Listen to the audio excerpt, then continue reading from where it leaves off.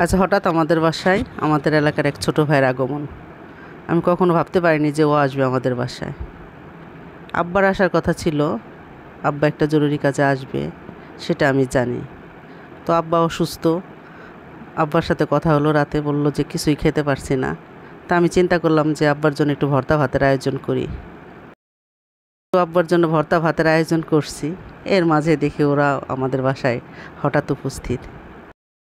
তো মনে হলো ওদের জন্য কি করব।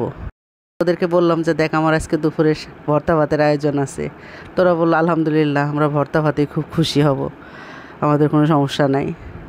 তো ওদেরকে নিয়েই আব্বার সাথে একসাথে খেতে দিলাম। খাওয়া দাওয়ার এক পর্যায়ে কাছ থেকে এলাকার অনেক গল্প শুনলাম। গল্পগুলো শুনে খুব ভালো লাগলো।